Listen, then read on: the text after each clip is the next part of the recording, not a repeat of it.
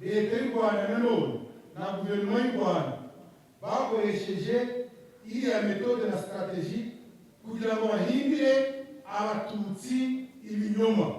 Ngiye kuza kubisubiramo kuko ibyo binyoma byarakomeje muri kiriya gihe cy'imyaka ine. Babeshye abatutsi ko ari ibyitso by'inyenzi bigomba gupfa nk'umwanzi, bafite imbunda n'amasasu, bafite stoke z'imbunda n'amasasu, bafite za radiyo emetere sebuteri, bafite leta y'u Rwanda na guverinoma y'u Rwanda nk'uko nabiberetse bahimbye ikinamico kw'inyenzi zavuye mu Rwanda zateye u Rwanda. Ibyo ngibyo nabibasobanurira.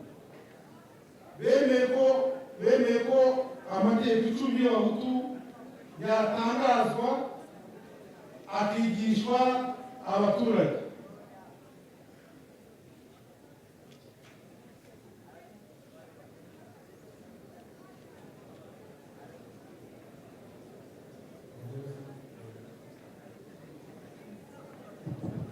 bari murangije Oya ndimo kubona asakuza amaboko y'abaceceka.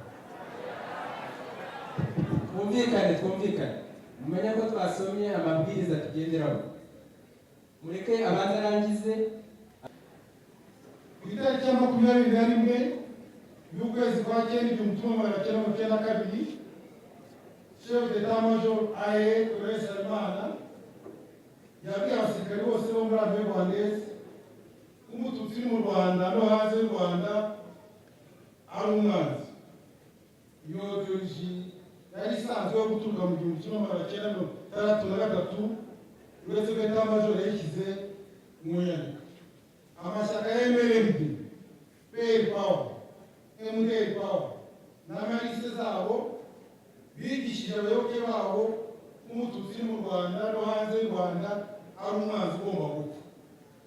Ushyiraho sisitemu yo gushakisha umwanzi ngo atabatsika, bashyiraho za bariyeri mu mayira yose ari muri serire mu Rwanda no gusaka mu ngo, mu mazu, mu bihuru bashakisha umututsi bishe ngo bamwice.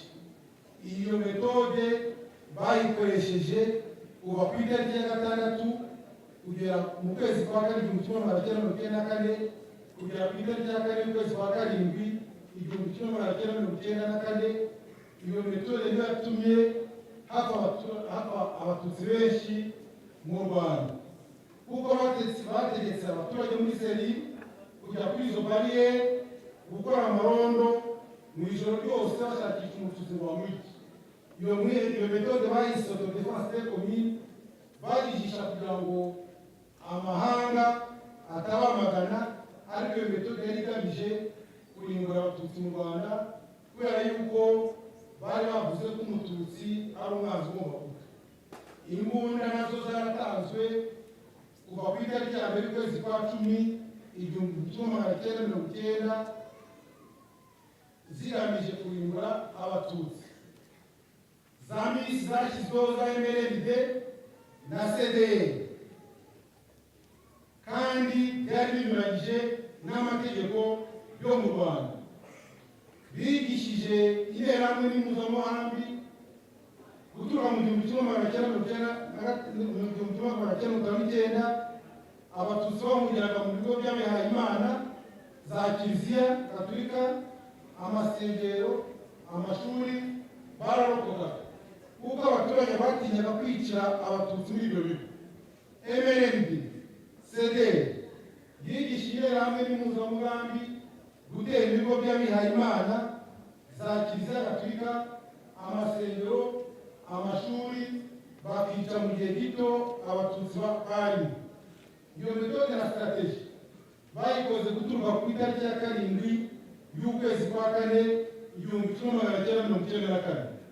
Niyo mpamvu abatutsi bahungiye muri ibyo bigo bahuye n'ibitero byinshi by'interahamwe zari zifite umugambi wo kubarimbura, kandi interahamwe zaciye zica abatutsi benshi muri biriya bigo. Gukangurira guturuka mu 1959 leta y'u Rwanda za guverinoma bashyizeho sisiteme yo gukoresha abahutu benshi mu mugambi wo kwica abatutsi, bagatwara ibintu byabo, ntihagire umuhutu uhanwa na leta y'u Rwanda na za guverinoma.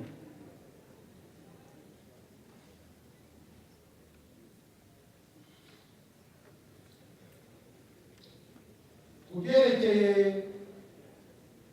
kubyo nabonye kuri komandoma ya FARC muri icyo gihe, nuko nivuga wenda abantu baravuga ngo si ngombwa. Komandoma ya FARC yari iteye icyo gihe mu kwezi kwa gatandatu, mu kwezi kwa gatandatu ukwezi kwa kane 1994 kugeza ku itariki ya gatatu y'ukwezi kwa karindwi 1994, nuko muri Minadef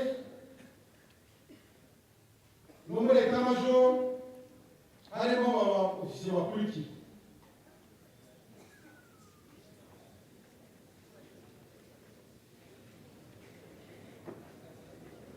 icyo gihe mu Rwanda Minisitiri Bizimana ntabwo yari ahari, ariko Directeur de Cabinet yari Colonel Bagosora niwe wari uri muri minisiteri.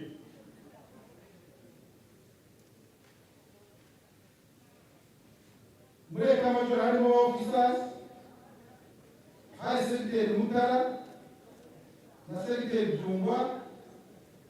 Secretary Mutara yari yobowe na Lieutenant Colonel Nkundiye, Secretary Jungwa yari yobowe na Lieutenant Colonel Bafite, Ruhenge yari yobowe na Bizimungu na Lieutenant Colonel Abagabo, Secretary Opérationnel Gisenyi yari yobowe na Lieutenant Colonel Nsengiyumva, Rusumo yari yobowe na Murikona, Butare yari yobowe na Kimasingo na Muvunyi, Gitarama yari yobowe na Lieutenant Colonel Bafite, Bugesera na Wafuze Munyarugarama na Ngenginka, Nyanza hagiyeho Gasarabwe, Cyangugu hagiyeho Musonera. Muri Secretary wose Kigali yari Colonel Mureruka, wa Secretary wese yari Lieutenant Colonel Ndahimana, muri Secretary S yari Murekoni. Mu mujyi wa Kigali hari za unité nyinshi zari muri ka Kimihurura, ka Kigali, ka Kanombe, no muri Esemu, no muri ka Muhima, no muri ka Kacyiru.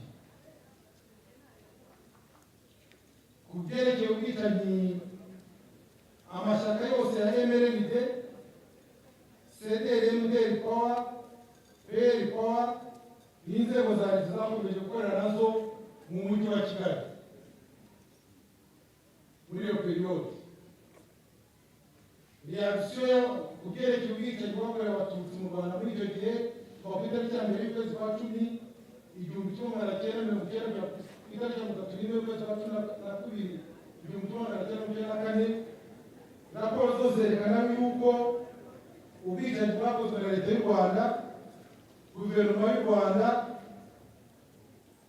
na FARC n'abayobozi banyuranye mu nzego zose n'abaturage benshi.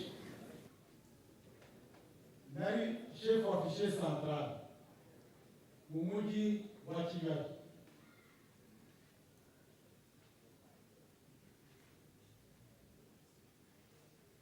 Mu kazi nari nshinzwe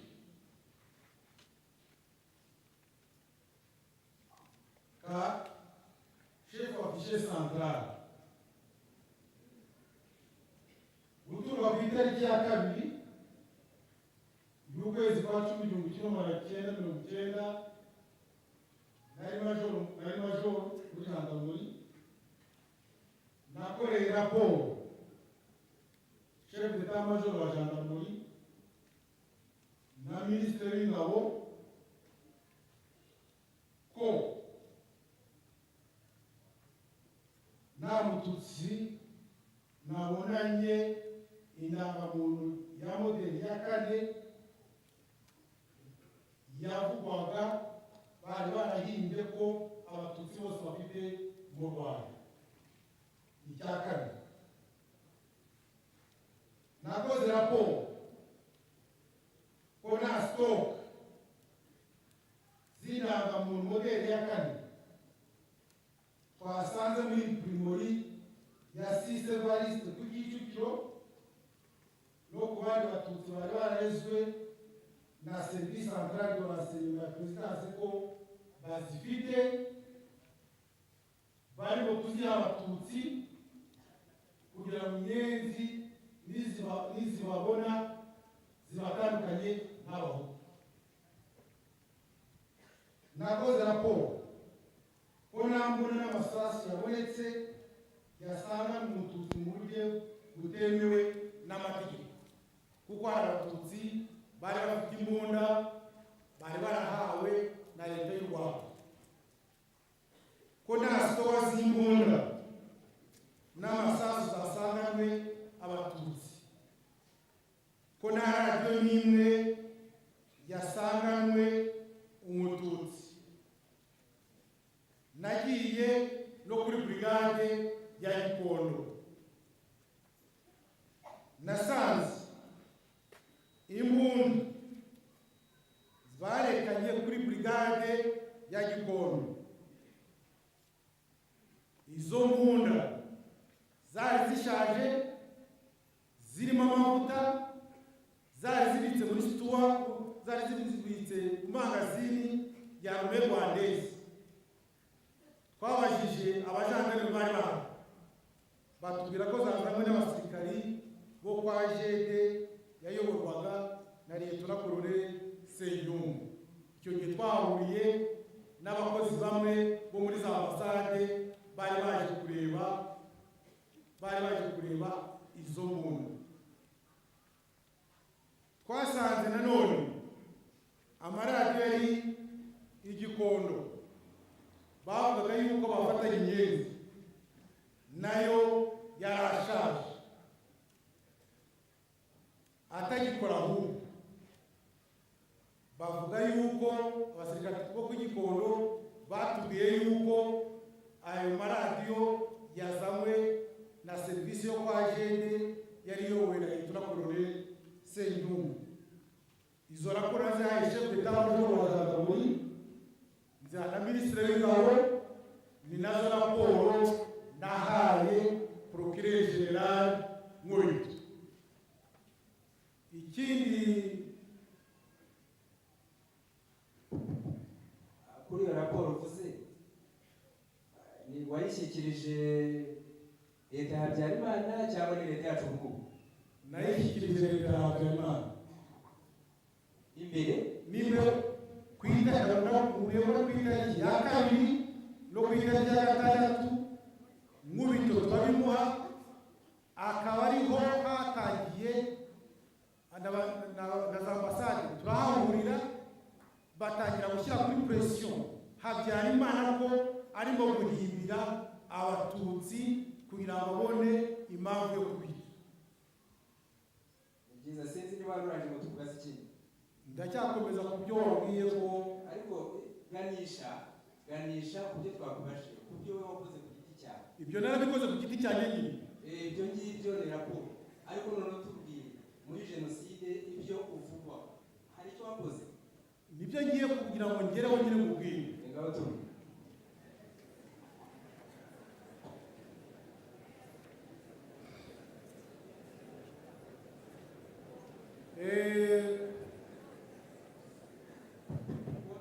Twumvikane kugira ngo badusobanurire. Ku itariki ya gatandatu y'ukwezi kwa kane